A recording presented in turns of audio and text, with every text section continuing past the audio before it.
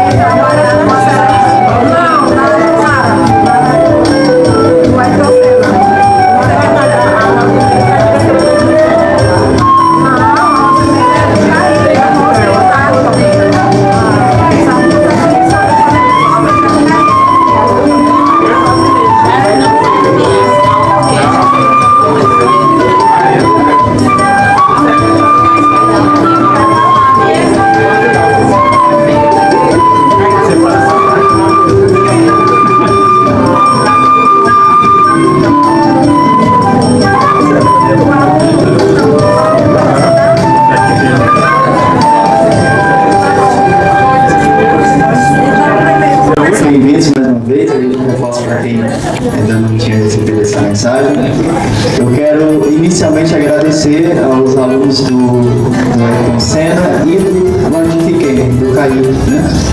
Por estarem hoje aqui. Não sei se algum de vocês estiveram comigo no estádio que eu tive lá no Caribe, que tem um show de Isaria pronto. Lembro de vocês. Esse é um evento em comemoração ao bicentenário de Gonçalves Dias. Gonçalves Dias, e a gente precisa puxar uma sardinha para a nossa brasa. Gonçalves Dias foi o maior poeta e teatrólogo do Brasil. Ele foi o cara, para usar a linguagem de vocês, foi o cara. Gonçalves Dias tem uma poesia, ele tem uma letra, ele tem uma entrelinha que vive até hoje, está viva em nossos corações, está viva na literatura brasileira. Gonçalves Dias é uma inspiração. Primeiro, você é maranhense. Isso é um incentivo para todos nós, porque nós temos um complexo de inferioridade de acreditar que aqui no Maranhão nós somos só pobreza, somos só descaso, descuido. E na verdade não é isso. Gonçalves Dias é uma inspiração para os dias atuais. E ele continua vivo através de suas obras. Carl Sagan mostrou no escritor dizer que o livro é a prova que nós humanos somos capazes de fazer magia. Porque hoje você pode conversar com Gonçalves Dias aqui na Biblioteca Farol do Saber, Maria do Rosário, na Biblioteca Benedito Bizarro e na Biblioteca João Silveira, na Indústria do Conhecimento. Aí eu quero conversar com o Gonçalves Dias. Estou numa dessas bibliotecas, nós estaremos à disposição. Quero só contar um caso pessoal. Quando eu estava no Ayrton Senna, que eu estudei no Ayrton Senna, no primeiro ano que o Ayrton Senna foi fundado, eu vim do Milton Neves, passei 2 anos lá, o Milton Neves entrou no processo lá de regularização, uma coisa desse sentido, e nós fomos para o Ayrton Senna, primeiro ano do Ayrton Senna. 2009 foi o ano da enchente. Não sei se você lembra. Pois é. Ano da enchente. E aí eu passei praticamente 2 meses da minha vida dedicado a ajudar as pessoas, a ajudar os amigos, né, pelo projeto social. Eu perdi muita aula, mas eu perdi muita aula dele. A ponto de eu ter um professor de português lá em São Luís, o professor Regina, muito caro, fera demais ele. Não sei se a professora que chegou a conhecer o professor Regina. Ele era editor, ele era revisor do Estado do Maranhão. Um cara, altamente gabaritado, aprendi muito com o professor Regina. E aí eu fiquei tão apegado com as disciplinas que as aulas continuaram e eu não fui para a escola ajudando as pessoas. Que eu cheguei ao ponto de quase reprovar. No terceiro ano do ensino médio. Eu disse, meu Deus, o que eu vou fazer? Dava uma nota baixa em tudo quanto é canto. Eu morava bem aqui na rodoviária. Eu estudava pela manhã e todas as tardes eu vinha para essa biblioteca. Todas as tardes. O meu terceiro ano, eu acho que se a Alice não sabe comigo. Isso, exatamente. Pronto. Vinha todas as tardes para cá para estudar, para correr atrás do prejuízo, para fazer minhas atividades, para recuperar o conteúdo perdido. E eu tenho um carinho especial por esse lugar, porque é um lugar, gente, uma biblioteca é um lugar de paz. É um lugar que você, se você não tem concentração na sua casa, se você não está conseguindo aprender em outro lugar, experimenta a biblioteca. Isso é uma aula. Tá? Então, como que conhece muito bem, é um lugar diferenciado. O que nós precisamos é fomentar o conhecimento. Somente o conhecimento pode mudar as nossas vidas.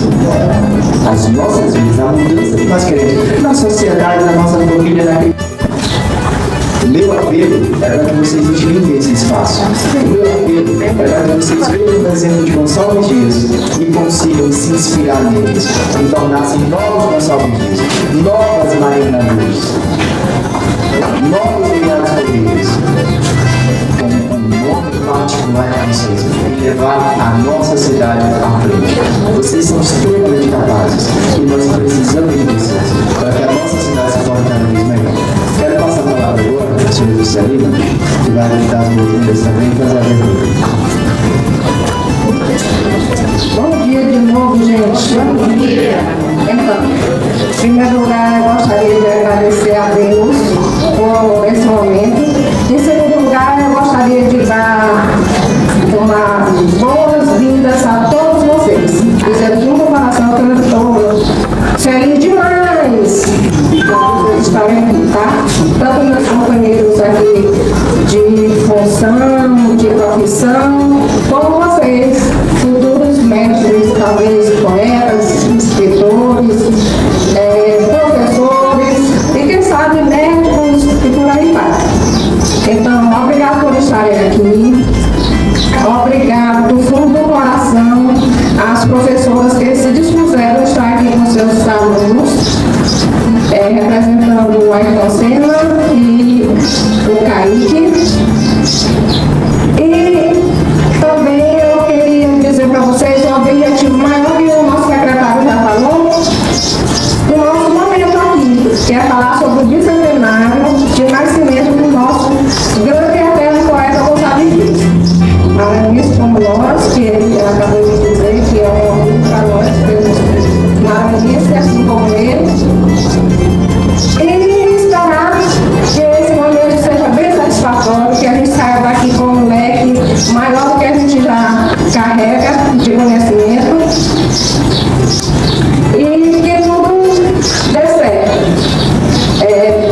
No primeiro momento a gente vai ter na nossa programação o professor Galtônio,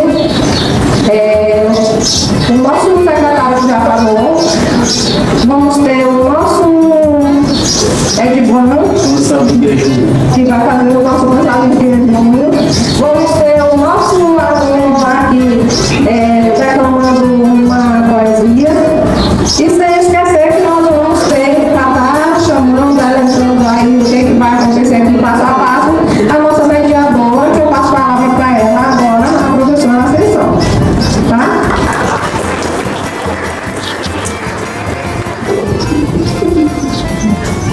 Bom dia. Eu quero um bom dia bem feliz e bem alegre. Bom dia. Bom dia! Dizer da imensa satisfação de estar aqui com esse grupo de alunos do Kaique, do Ayrton Senna. Foram escolas de vida para mim. Vocês talvez não saibam, mas os pais de vocês, os professores de vocês, já ouviram falar muito da professora Ascensão Pessoa, do Kaique, como Ayrton Senna. Então eu tive o privilégio de ser professora do Kaique na inauguração do Kaique. Tive o privilégio de ser gestora por mais de 8 anos no Kaique. E tive o privilégio de ser professora na época de fundação do Ayrton Senna, né? A professora Simone passou alguns meses e eu assumi lá o bastão e fui gestora por mais de 6 anos, 5 anos, 6 anos lá no Ayrton Senna, quando me afastei para pendurar a chuteira de professor. Só pendurar a chuteira, mas eu abandonei a profissão de professor porque é uma profissão linda e que eu gosto muito.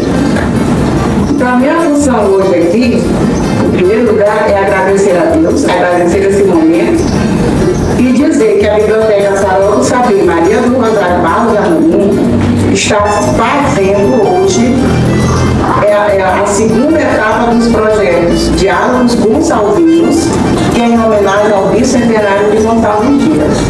Ontem foi na Biblioteca Benedito Pizarro, a nossa gestora está aqui, foi muito bom lá. Hoje está sendo aqui e amanhã será na biblioteca, onde a professora Célia também é gestora, que é a biblioteca da Indústria do Conhecimento, não se olvida.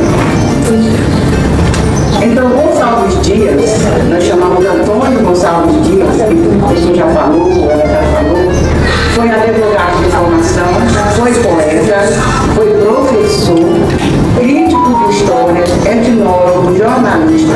Nasceu no dia 10 de agosto de 1823, no sítio Boa Vista, em terra de Jatobá, a 14 léguas de Caxias. Hoje pertence à cidade emancipada de Aldeias Altas, mas Gonçalves Dias continua sendo filho de Caxias, tá bom? Igual Vigar Correia, quando nasceu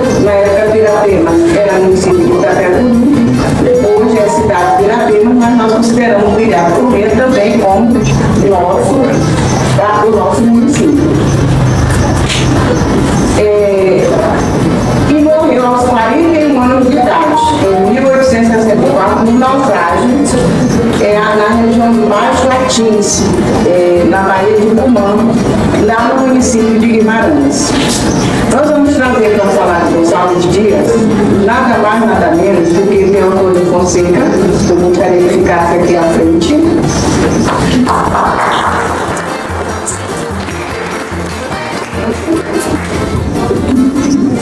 Teodoro Fonseca, ele é um poeta brasileiro, itapetuense, autor dos livros Poemas Itapetuenses e outros poemas, Batucagé das Iaras, e tem outros livros mais. É professor formado em Direito.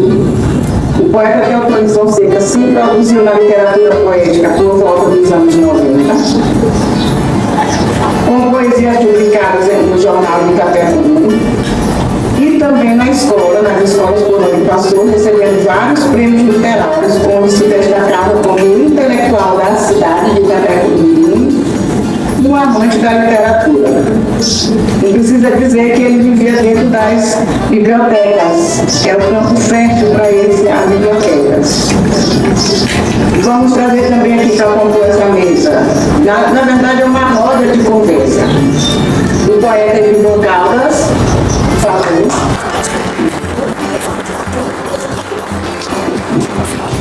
Edmond Caldas, também itapetuense, é declamador, instrutor de trânsito, funcionário da Biblioteca da Indústria do Conhecimento, professor João Silveira.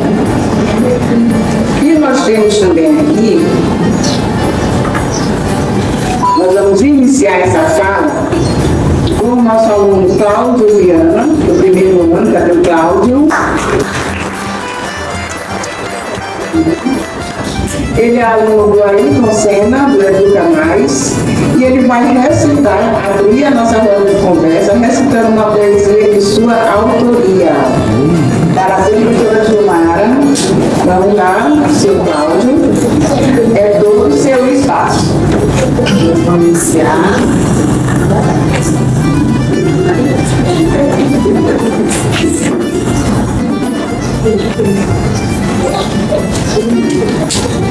Bom dia. Eu me chamo Gabriela, sou Ailton Senna e eu me chamo Camila.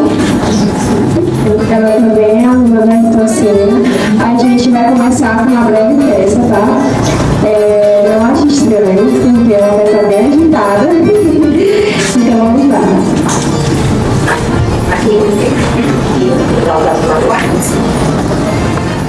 É para vocês uma honra que a professora finalização dessa leitura. Eu vi aquele vídeo, não aguento mais ver falar sobre a leitura. Minha mãe mandou ler, meu pai mandou ler, meu tio mandou ler, meu cachorro mandou ler, meu gato mandou ler. Poderia estar fazendo outra coisa, poderia estar nas minhas redes sociais, fazendo histórias para meus seguidores, só que eu também não tenho comigo. É verdade, né? Para que ler? Por que não ler? Ler Gonçalves Dias. Bom dia. Bom dia. Meu nome é Cláudio Davi, eu sou aluno da Ailton Senna e faço o primeiro ano. E hoje irei recitar o poema de minha autoria sobre Gonçalves Dias. Título: O Amor de Gonçalves Dias. Com destreza ele curou, Gonçalves fez-se professor. A mirar, traçar e ver, tornou-se um poeta a escrever. Também com o lado do sonhar, veio com honra o hino nacional participar.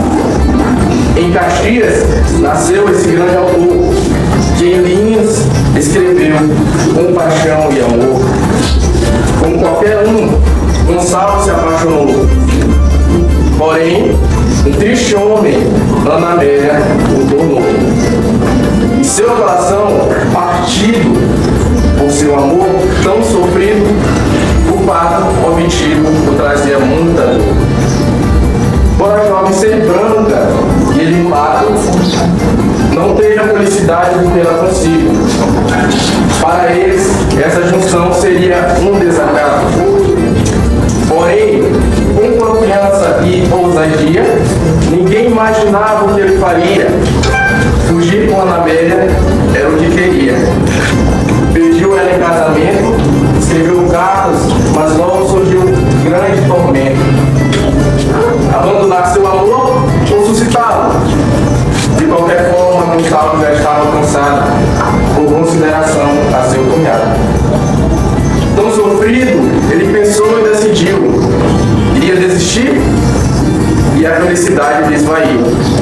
Escrevendo cartas, ele se despediu e ela obviamente se confundiu, pois seu amor era grande e se partiu.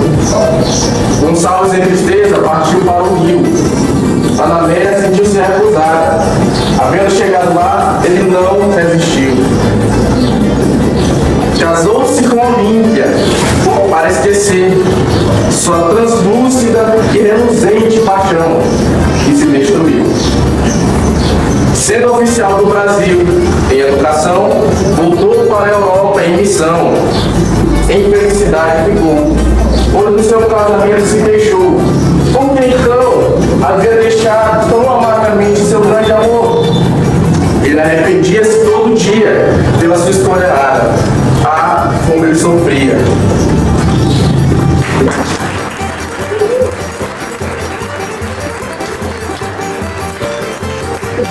Parabéns, Cláudio, Belo e Corina.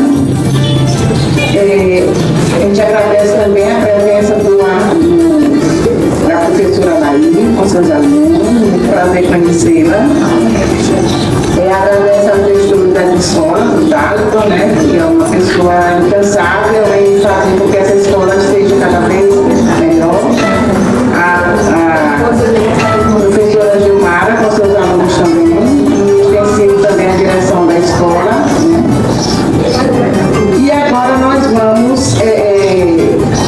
chamar os palestrantes que vai fazer essa conversa com vocês. Eles vão fazer um dueto aqui, eu vou deixá-los à vontade. E nós vamos ver, conhecer um pouquinho do legado de Gonçalves Dias para a cultura brasileira. Os nossos Gonçalves Dias de ontem, de hoje e os futuros Gonçalves Dias. Antônio Fonseca e Sérgio Ivan, que vão comandar aqui para frente. Muito obrigada pela atenção de vocês. Bom dia.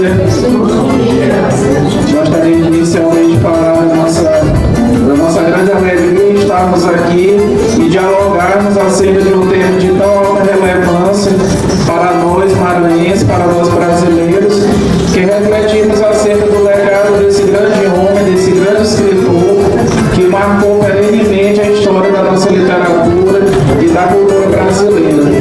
Pensarmos qual de fato o legado, a herança, o contributo que se encerra a partir da obra construída por Gonçalves Dias. Vocês, como estudantes de ensino médio, sobretudo no segundo ano do ensino médio, eu também sou professor da rede estadual, e nós trabalhamos Gonçalves Dias no segundo ano, quando nós estudamos o romantismo brasileiro. E para fins didáticos, nós sabemos que essa escola literária no Brasil, ela se inicia em 1836, com a publicação de uma obra chamada Suspiros Poéticos e Saudades, de Gonçalves de Magalhães. Muito embora esse escritor seja considerado para fins didáticos aquele que iniciou o romantismo no Brasil, é de fato Gonçalves Dias o autor mais representativo da escola romântica, o maior poeta romântico do nosso país, ali da primeira geração romântica, que vai durar de 1836 a 1852.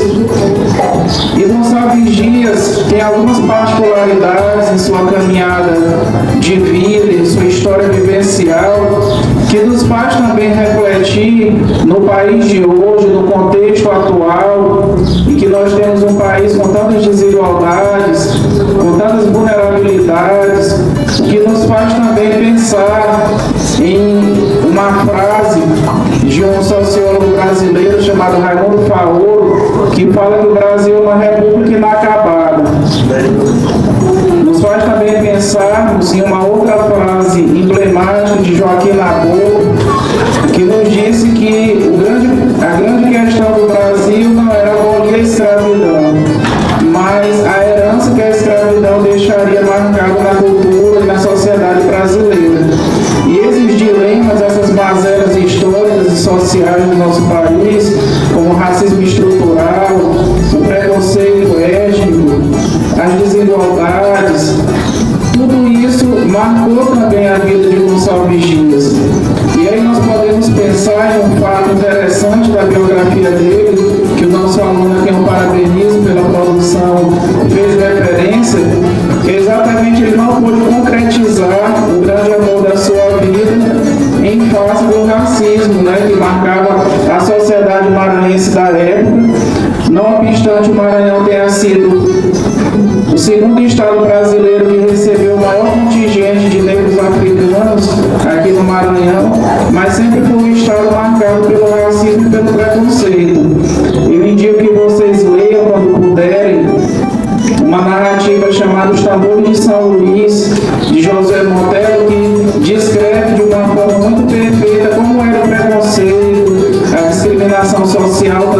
Maranhão no século XVIII, no século XIX, enfim.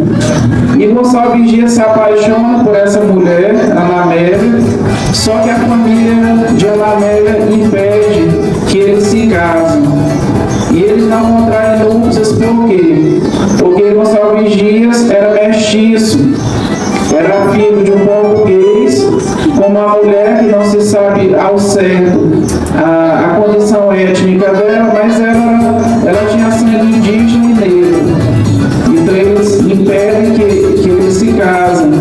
Isso marca sua poesia porque praticamente quase toda a poesia lírico-amorosa de Gonçalo Vigias, que são algumas das páginas mais belíssimas da nossa literatura, e aí nós temos poemas como Ainda Uma Vez a Deus, Se Se Morre de Amor e outras obras. Toda essa poesia é marcada por esse desencanto amoroso que assinala sua vida nessa época. Toda a poesia lírico-amorosa dele vai ter essa marca desse amor que foi frustrado. E foi frustrado exatamente por esse preconceito que havia no Maranhão. Entretanto, essa tragédia pessoal de Gonçalo Vigias não impediu, não constituiu um obstáculo para que ele realizasse grandes coisas e para que ele se tornasse um grande escritor e um grande brasileiro. Vigias é um poema muito forte, né? Um poema de muita força lírica. Mas Gonçalo Vigias também foi um poeta nacionalista, um poeta que cantou nossa terra, que cantou nossas coisas. E vocês devem saber de um poema que talvez seja o poema mais conhecido da literatura brasileira e também é o mais parodiado. Existem milhares de paródias desse poema, de releituras. O modernismo fez várias releituras. Cassiano Ricardo, Oswaldo de Andrade, Mário de Andrade, Manuel Bandeira, todos fizeram paródias desse célebre poema que canta a nossa terra, canta a nossa identidade. E é um poema que muitas pessoas sabem decorado.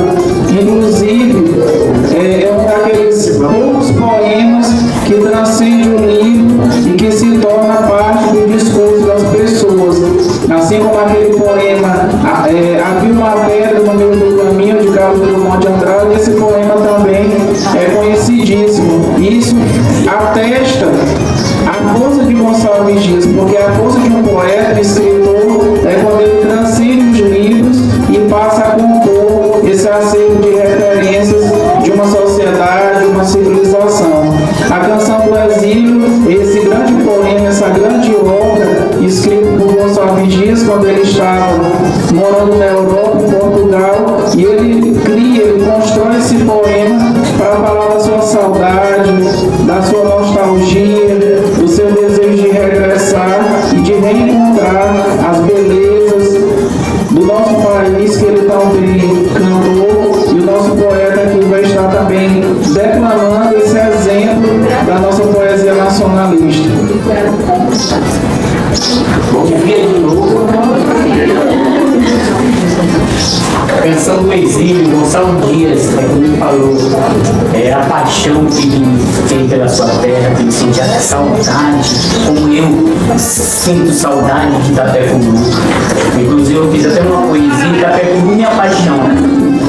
E aqui é a canção do Exílio, ela diz: minha terra tem palmeiras, onde canta o sabiá, as aves que aqui gojeiam, não gojeiam como lá. Nosso céu tem mais estrelas, nossas várzeas tem mais flores, nossos bosques tem mais vida, nossas vidas tem mais amores. Encimar sozinho à noite, mais prazer em controlar. Minha terra tem palmeiras, onde canta o sabiá.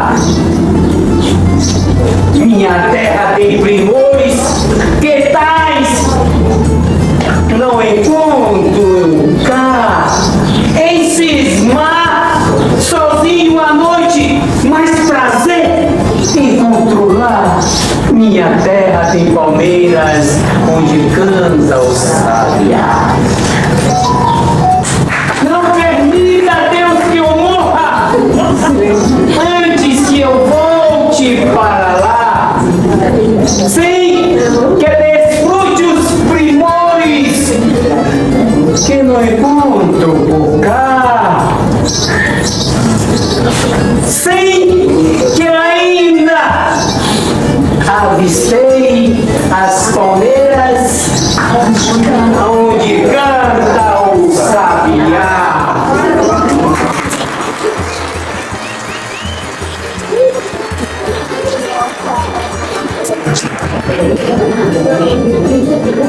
Bem, então aí mais um exemplo da poesia de Gonçalves Dias, né, dessa poesia grandiosa, e pensarmos no legado de Gonçalves Dias nesse ano que nós celebramos o bicentenário de nascimento de Gonçalves Dias, é pensarmos exatamente no que ele construiu, como bem foi dito aqui ao início, uma grande história, e que nós também possamos ser motivos de orgulho em nossa cidade, nossa comunidade, nossas famílias, nos espelhando no exemplo dele, cultivando a leitura, os estudos, e possamos dar orgulho à nossa terra, Itapecuru-Mirim, que é uma terra de poetas, de grandes escritores, da mesma forma como Caxias está em festa, no seu filho ilustre, haverá uma programação muito grande em Caxias, inclusive no dia 10 de agosto de 2023, que é a data realmente do nascimento de Gonçalves Dias.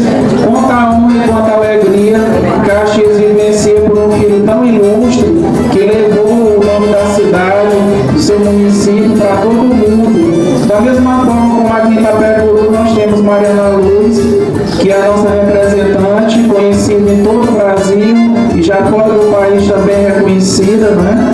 Uma mulher negra, uma mulher pobre, professora, que conseguiu conquistar um espaço, uma sociedade patriarcal machista, como uma mulher que adentrou a Academia Maranhense de Letras, que foi reconhecida em vida como uma referência.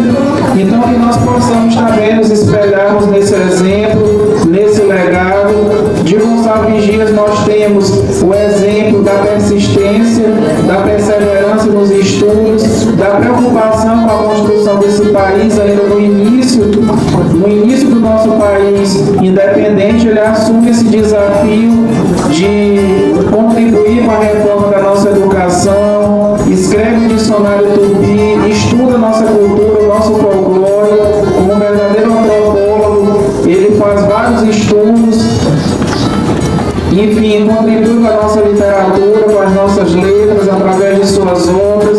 É um dos fundadores do nosso teatro, escreveu várias peças de teatro, e isso tudo por um grande sacrifício que ele fez, um sacrifício pessoal, de devotamento, de dedicação, de desprendimento para ver o nosso país nos caminhos do desenvolvimento.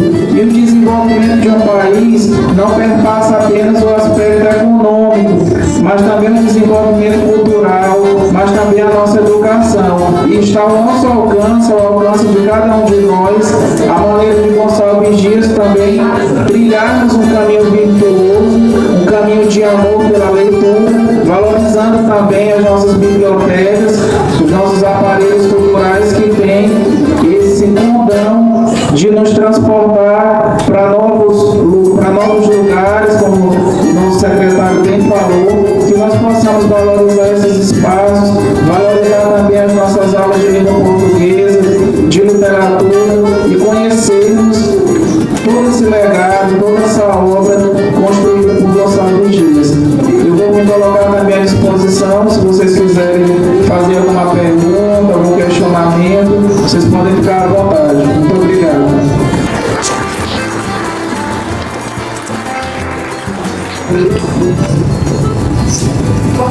Alguém que quiser se posicionar, fazer algum questionamento ao professor Antônio? Todo mundo gostou? Sim. Quais os sentimentos que vocês sentem ao escrever uma poesia?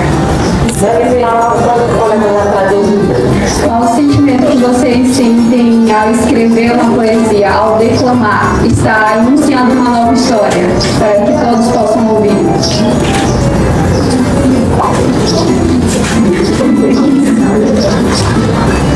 Particularmente, a minha relação com a poesia é uma relação de muita naturalidade.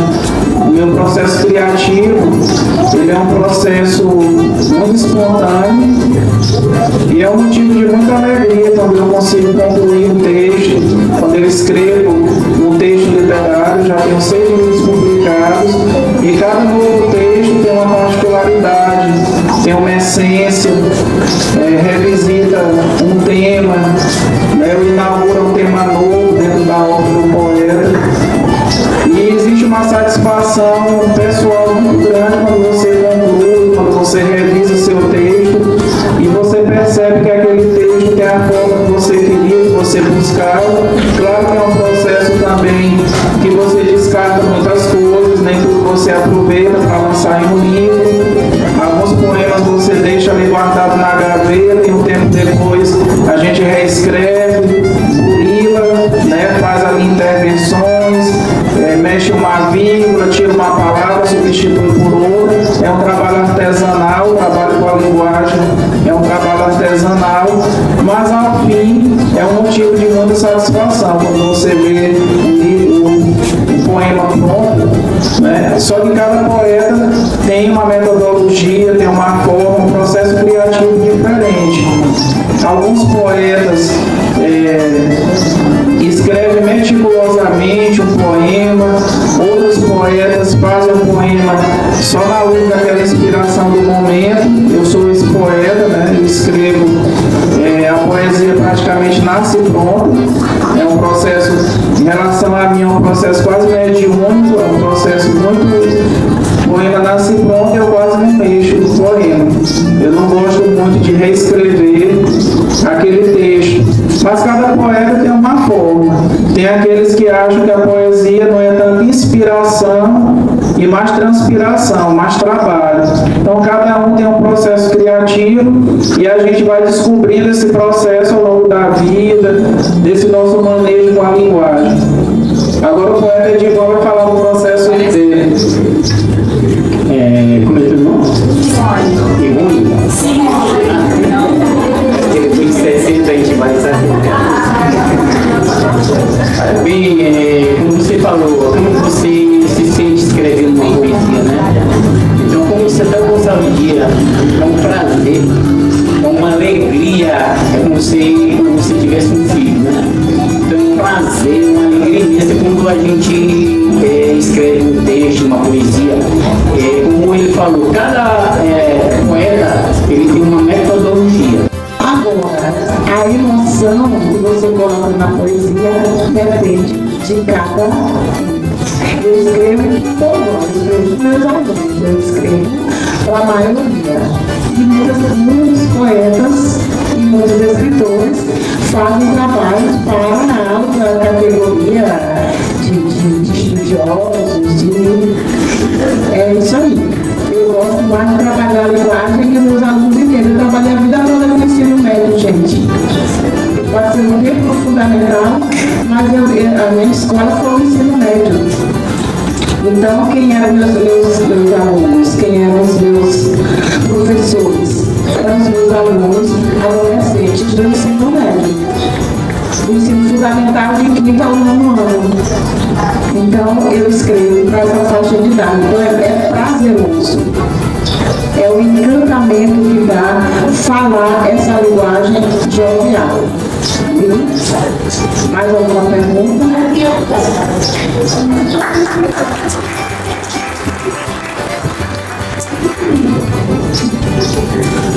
Bom dia. Eu ia perguntar sobre o que foi que motivou vocês, ou qual foi o primeiro contato a entrar no mundo da arte escrita, Porque poesia é arte escrita. Aí eu queria saber qual foi a motivação de vocês. Eu queria só para aproveitar, dizer o seguinte, voltar um pouquinho à pergunta anterior e tentar responder um pouquinho da esqueçam sobre o jogo. Mas tem a ver com motivação. Depois do Covid a gente já esquece das coisas com uma facilidade muito grande, né? Eu lembrei que uma coisa importante que o Teodoro falou, que o ato criativo, ele é quase como uma sessão mediúnica, que você vai recebendo ali. Eu também escrevi poesia, inclusive quando adolescente, quando criança, meus pais faziam dois concursos literários na época, o professor Maria da Luz e o João Silveira, e na categoria infanto, eu ganhei em primeiro lugar, eu fiz uma homenagem inicialmente a João Silveira e outra sobre o rio Itapecuru. E eu vou declamar, vou aproveitar para declamar uma das minhas poesias para vocês, e aí vocês vão identificar. E aí eu sei que você está falando a respeito da motivação no sentido para as artes e tudo, mas a motivação criativa, a força criadora de uma poesia, ela comparece do momento e da situação. Então vocês são jovens, são adolescentes, e essa minha poesia que eu escrevi há muito tempo, não sou mais adolescente, já estou com os meus 31 anos, mas eu escrevi na época, eu acho que eu tinha uns 19, já estava na faculdade, não sei. Eu vou declamar, não sou um bom declamador como Edivan, ele prende a gente, tem um pouco incrível, mas eu vou arriscar, faz muito tempo que eu não declamo, vocês vão tentar entender qual foi a minha motivação. Vai ficar claro, vai ficar muito claro para vocês. Vamos lá.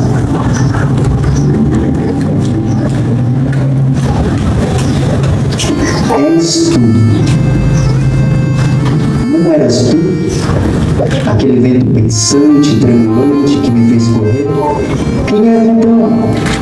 Que me ressuscitastes e diante de mim mesmo fez de mim um quebradiço com dela?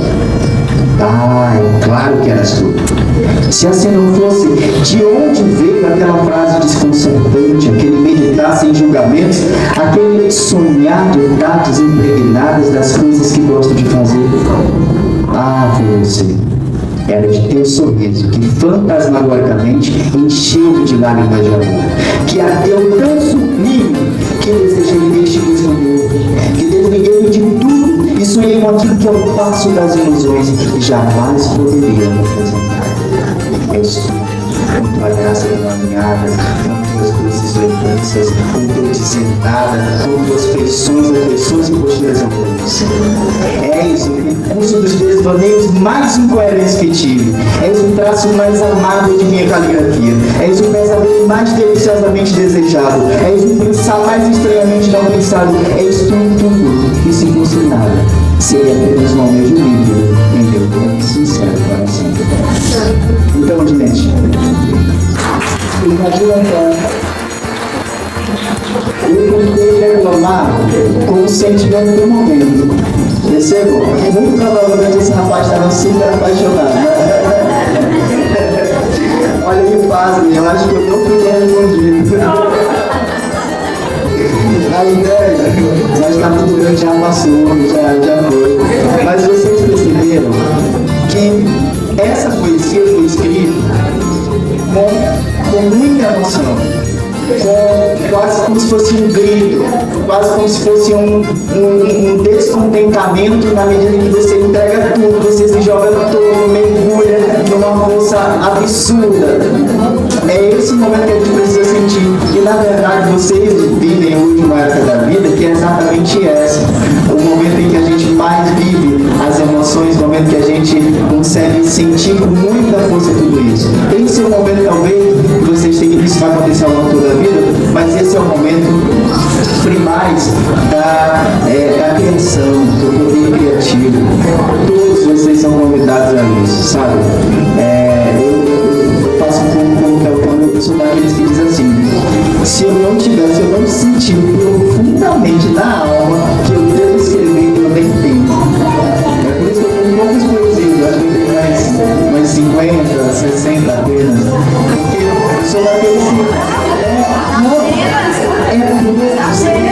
se vocês pedirem para aumentar a quantidade que eles têm, vocês vão querer essa quantidade. Porque eu acredito que é uma crença pessoal, isso não é a regra, mas é uma crença pessoal de que eu só devo escrever se vier uma inspiração muito forte, se vier uma coisa arrebatadora, que eu vou ter que largar de fazer tudo que eu estiver fazendo e como pego um papel, eu depois ele no papel higiênico, porque de papel higiênico, como pega um papel rápido, senão tu vai esquecer, e tá lá a poesia guardadinha no papel higiênico, a gente tem tudo.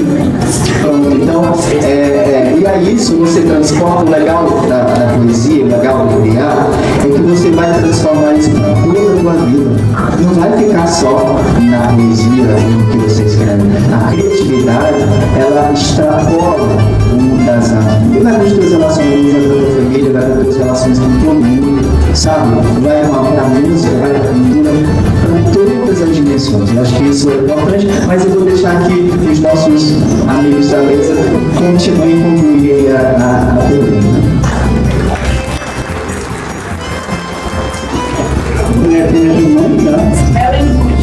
Ellen Ruth, é o nome de poetisa. É o seguinte, na verdade, eu também fazia apresentação de uma escola também quando era adolescente. E eu gostava de mostrar também no trabalho das minhas poesias. Então, quando alguém se mostra para alguém que ela sonhos essa poesia, ali já é um incentivo de motivação, né? Quando alguém sonha, porque você não escreve. Mas também um incentivo de motivação em escrever poesia, não sei se vocês já ouviram falar, acho que eu ouvi falar naquele poeta Alex Brasil, e ele colocava os textos dele, botava aquelas coisas emocionantes, as pessoas sofrendo na televisão, aí passava poesia, e aquilo fazia com que eu sentia aquela emoção, né? E aquilo me motivou também a escrever, entendeu? Então é isso, é sempre importante a gente ter essa motivação, e poesia, como o cara falou, é inspiração. Tem momentos que a gente está aqui, eu vou andando na rua, eu vejo uma situação, rapidinho, vou aqui, chego e boto no celular e escrevo, porque como diz a Mariana Luiz, você já ouviu falar na Mariana Luiz, essa grande poesia, que ela diz que a poesia é um sentimento profundo. Tá bom?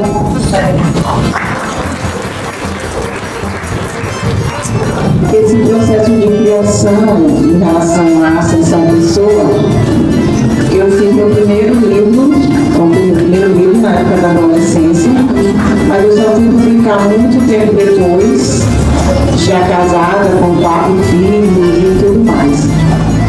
E o processo de criação me deu de forma assim, não foi. Eu convivi muito, o primeiro livro ele fala muito da origem de onde eu cresci, que é a Residela, do outro lado do Rio.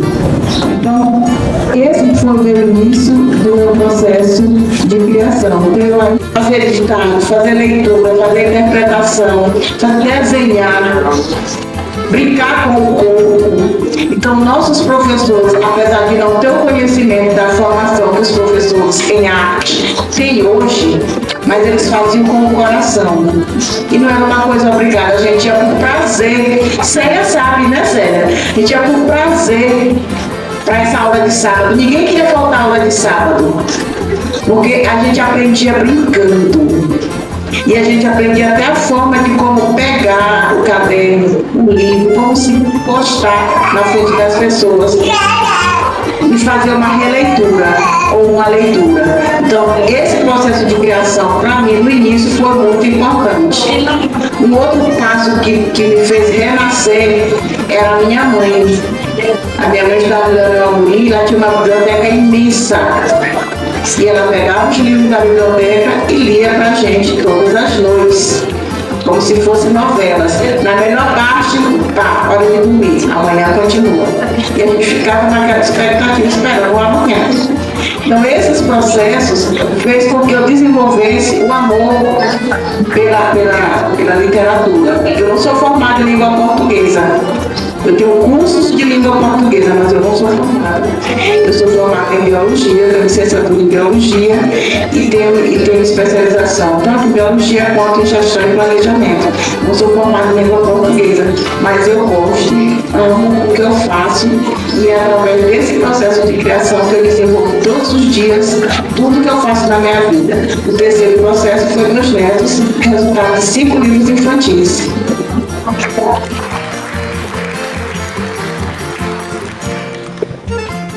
Bem assim como os demais amigos, né, professor Ascensão e Edivan, eu comecei a escrever também na adolescência, nesse período, entre os 11 e 12 anos, e a principal influência inicial do meu trabalho foi a Bíblia Sagrada.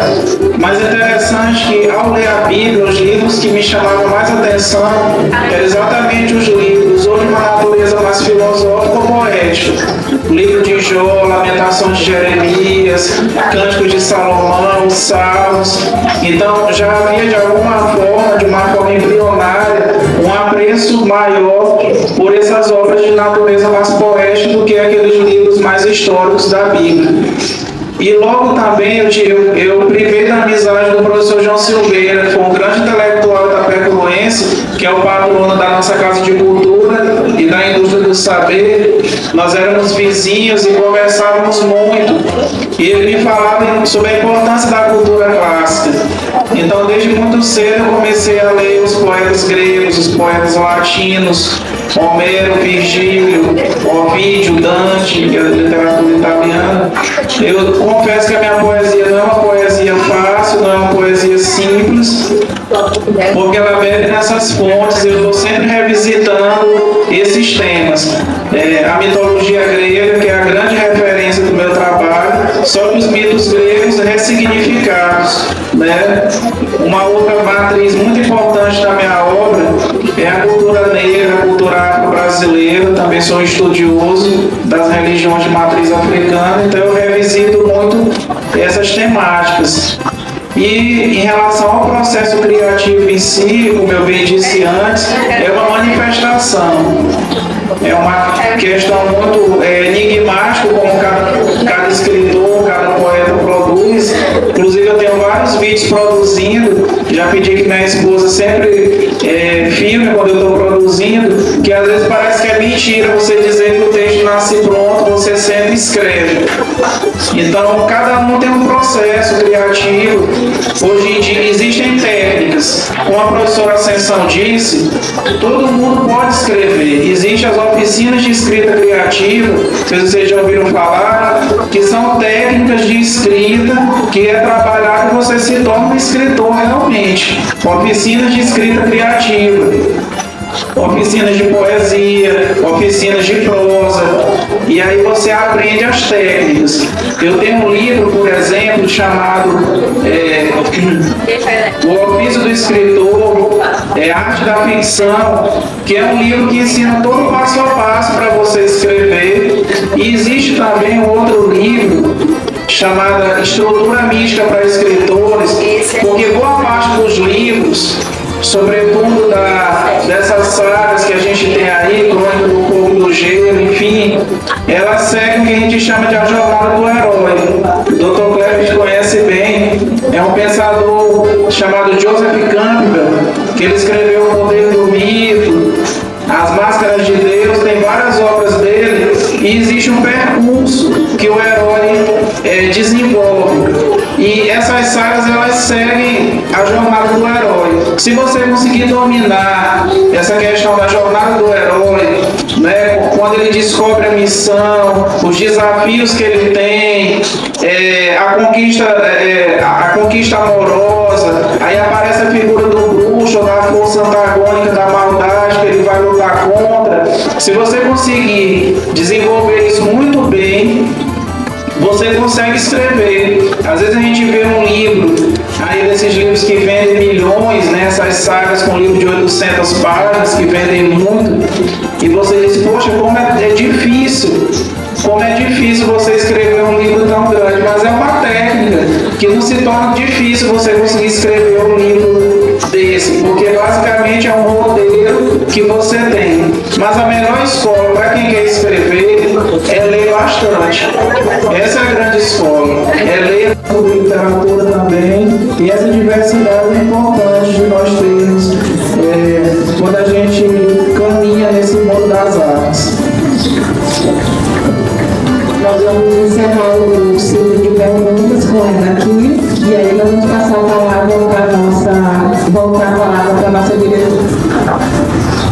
Bom dia mais uma vez. A Simone, ela perguntou o que vocês sentem ao recitar uma poesia. A Ellen perguntou o que influenciou para saber o que mudou na vida de vocês.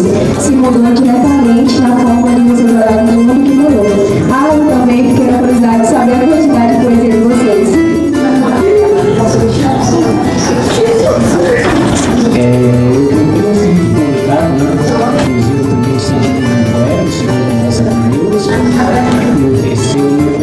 Cada livro desse tem 40 poesias, certo? Fora que ainda tem 2 silêncios. Um é Há uma Esperança, né? Que fala do amor de Deus. E o outro é Mãe Flor. Que eu lançar, acho que no próximo ano, né? Então a poesia e todos os livros que eu publico, sempre que eu faço uma poesia para Itapecuru, eu sou apaixonado por Itapecuru. Isso até para minha esposa. Eu tenho uma paixão, ela escreva minha paixão é Itapecuru, agora meu amor é você.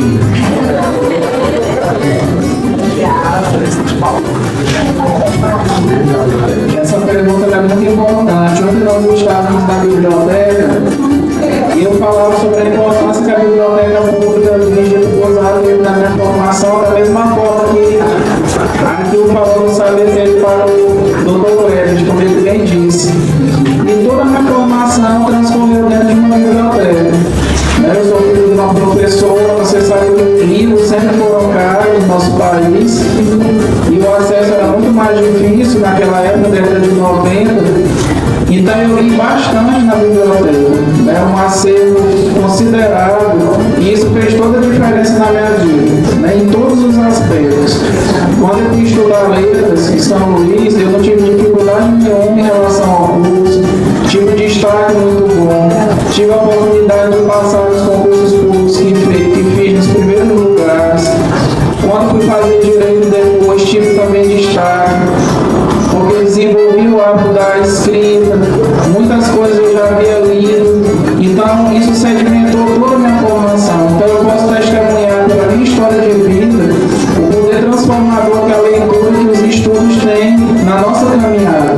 E tenho exemplos de outros amigos, outras pessoas da minha geração, que também se tornaram grandes leitores, que liam muito, e eles também, a história de vida de cada um mostra a importância que você aprende a falar melhor, você desenvolve uma oratória de uma forma espontânea, você escreve melhor, e esse arcabouço cultural que você constrói a partir desse contato com os livros, ela faz toda a diferença em nossas vidas, né? Então, por isso que quando a gente fala da importância de leitura, e parece assim um chavão que muitas vezes o adolescente repudia, porque todo mundo manda eu ler, mas de fato é transformador, né? Realmente a frase de Paulo Freire, de que a educação liberta, tem uma dimensão libertadora, é uma verdade que cada um que cultivou o hábito da leitura pode testemunhar como verdadeira.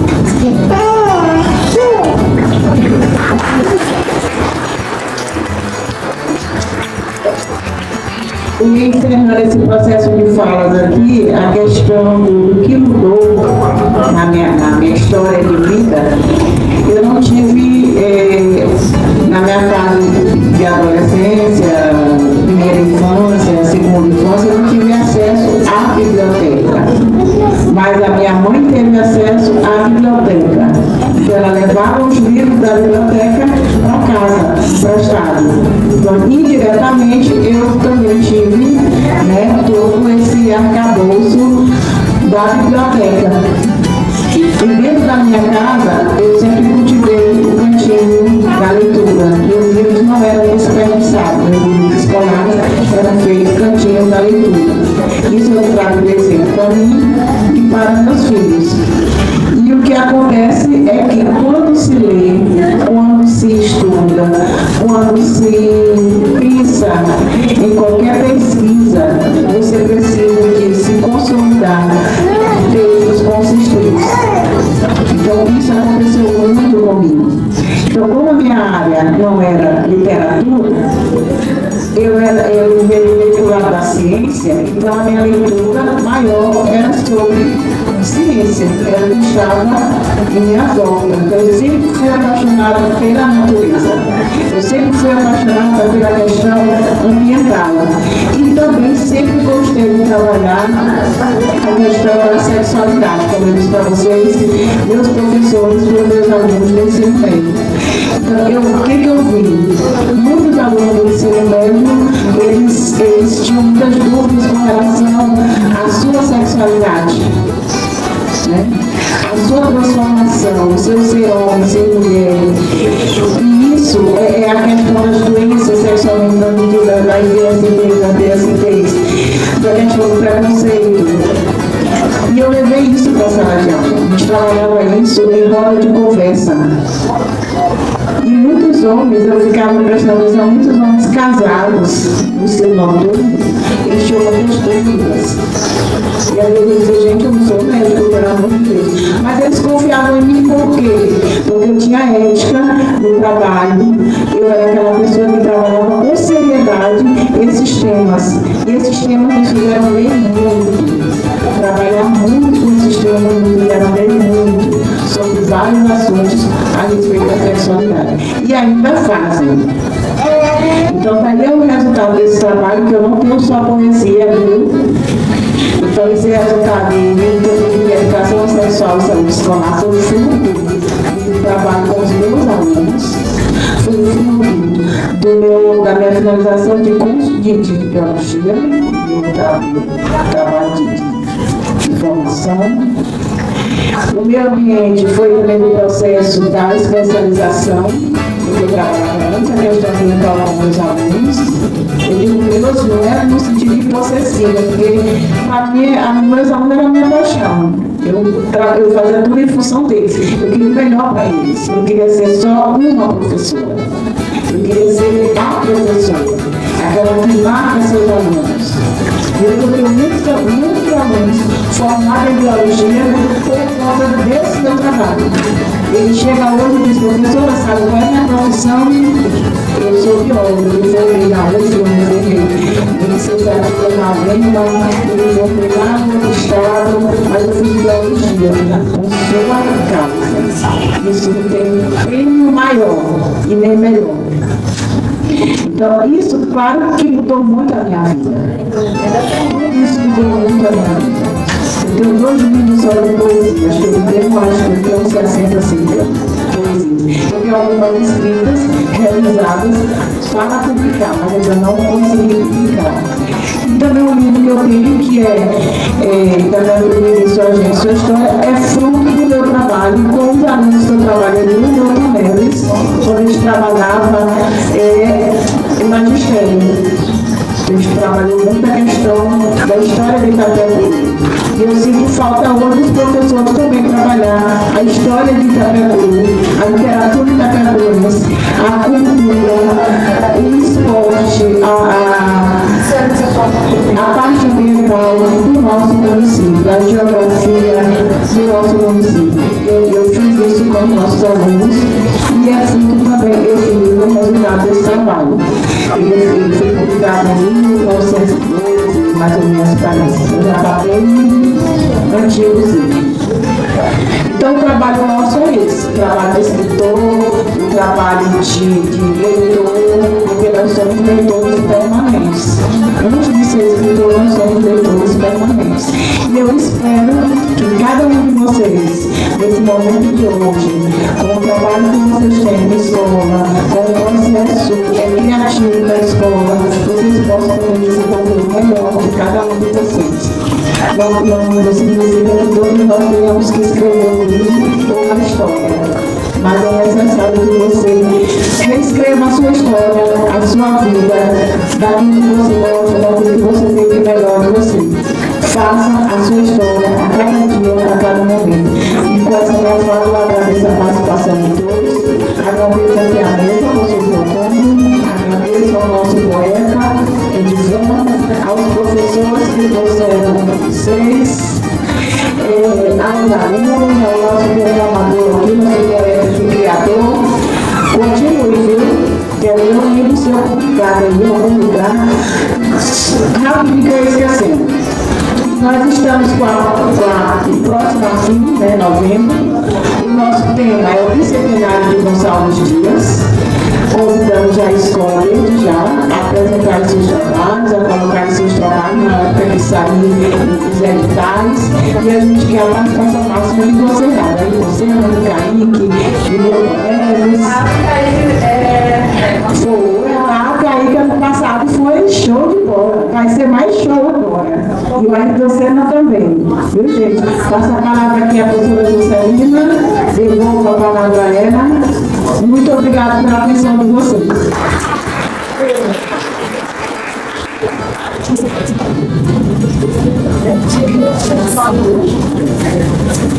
Gente, bom dia de novo.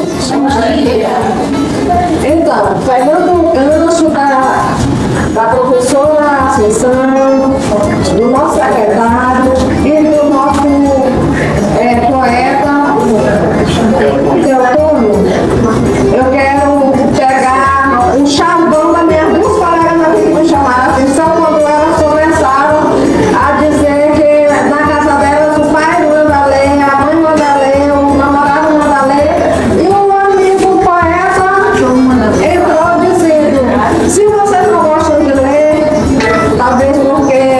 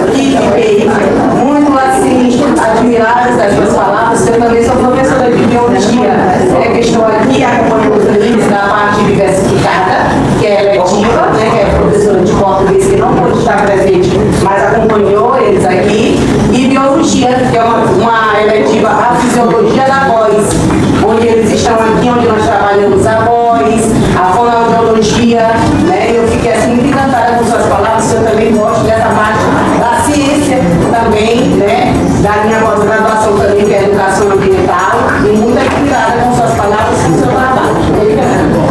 Gostaria também de agradecer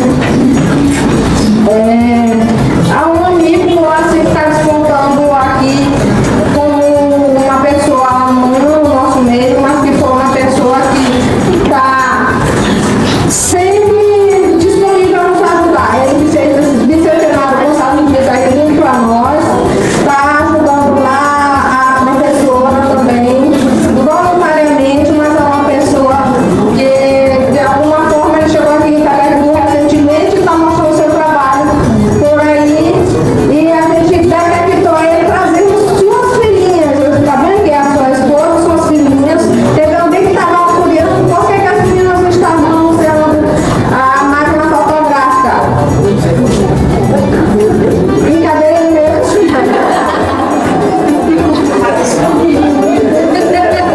Cadê aquele conseguiu ser vergonha aqui, infantil? Você tá aqui, ficar, tem jeito.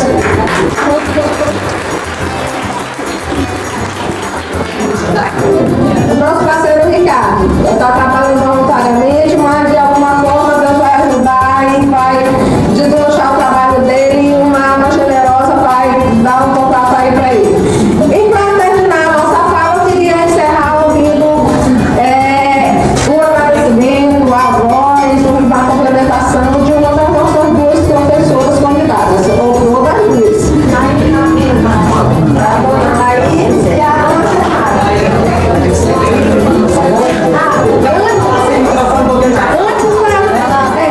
Antes delas duas falarem, eu gostaria de lembrar a vocês que primeiro nós temos uma pequena biografia exposta que complementa a fala de todos os nossos comentaristas, poetas, amigos, parceiros que falaram sobre o Gonçalo Dias aqui para nós, tá bom? Ali tem a foto dele, tem um pouquinho da biografia, a vida literária dele, as obras, um pouquinho de cada coisa. Se vocês quiserem complementar, fiquem à vontade, é todo nosso trabalho, tá? Um cheiro. Pessoal, um detalhe, Tem um Instagram. Não, vou falar sem microfone, porque eu já falo alto, né? Eu falo muito aqui, nós fazemos isso aí no programa. E a sua professora Silmara, da Escola em Josena. Então, para nós é um privilégio, tá? Da nossa coordenadora aqui do Falando Saber, a minha mãe, que é coordenadora lá da Indústria do Conhecimento, sermos convidados para prestigiar esse bicentenário de Gonçalves Dias.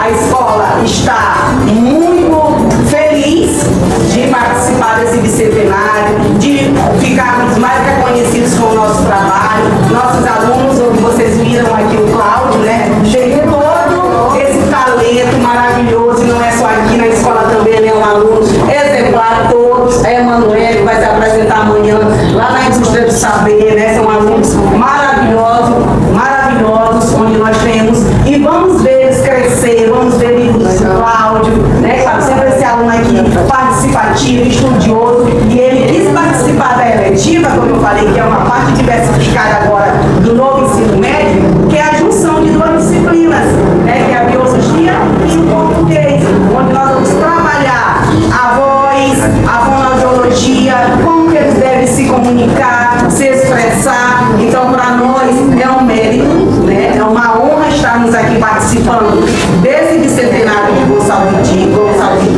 e queremos repassar mais conhecimentos da nossa escola e de nossos alunos talentosos para Itapecuru. Obrigada.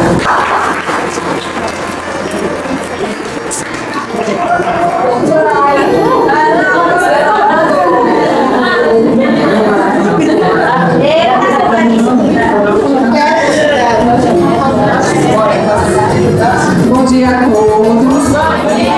Nós estamos muito felizes, tá? De ter recebido este convite.